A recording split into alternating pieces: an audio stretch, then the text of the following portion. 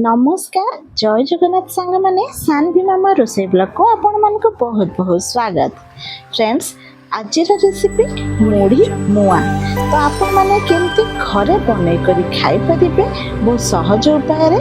तो चलंतु आज recipe start करिबा। तो देखंतु सर्वप्रथमे गैस ऑन करके कढ़ाई गरम करेंगे, गुड़ पकेबे से अल्प टिके पानी देके गुड़ को देखंतु भल भाव पाग करेंगे।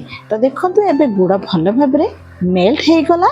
एबे कौन करेंगे किछि टिक टिक करके नड़िया नहीं नड़िया पकईदे। जदि आपण मैंने नड़िया पकईया चाहूना ताहले स्किप करें। फ्रेंड्स गैस फ्लेम को सिम करेंगे नहले गुड़ लगी। तो आपण मैंने एही भली भाबरे निहाती करंतु आपणकर मुढ़ी मुआ एकदम परफेक्ट बनिबो।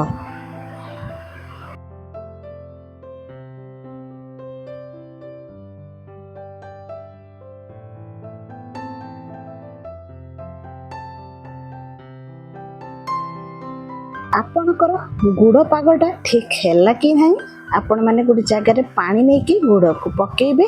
गुड़ गोटे चॉकलेट टाइप रो हे जिवो। तो देखंतु सही भली भाव में आपण मैंने हे गला परे आपण कोन करिवे ना मुढ़ी की पकेबे। मुढ़ी पके की भल भाव में घांटीबे।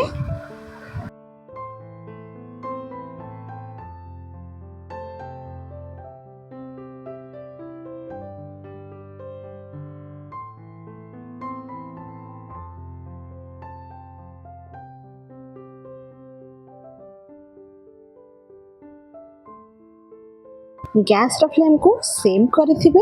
तो ये देखंतु कौन करेंगे ना गैस को ऑफ करदे। मुढ़ी की आपण मैंने तल को ओल्हे देबे। एबे गोटे जगह पानी नेबे, अल्प टिके पानी हाथ होइकी मुढ़ी की कौन करेंगे ना गोल गोल टाइप रो शेप देबे। टाइट करिकी मु जेहु भली भाव में करूछि आपण मैंने भी ठीक सही भली भाव में करिवे।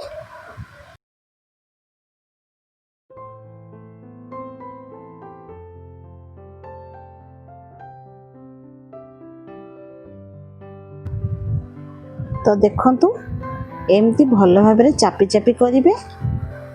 आपणकर मुआ बिल्कुल भी फिटबनी, एकदम टाइट बनिबो। ठंडा हवा को बिल्कुल भी देबेनी कहीं आपण माने जिते गरम गरम रे करिवे जिते जल्दी करिवे आपणकर मुआ सेते भल टाइट हबो।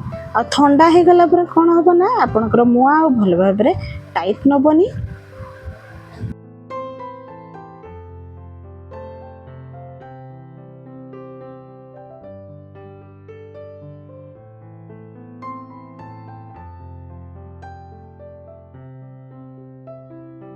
यही भली भाव में आपणकर सब जाक मुआ प्रस्तुत करेंगे। ता सहित आपण मानक जदि मो वीडियो पसंद आसी थाए ताले लाइक करदेबे, कमेंट शेयर करने को बिल्कुल भी भूलिबेनी। आ जदि चैनल नुआ थे जल्दी जल्दी सब्सक्राइब बटन दबाई दियंतु। रहुची नमस्कार जय जगन्नाथ।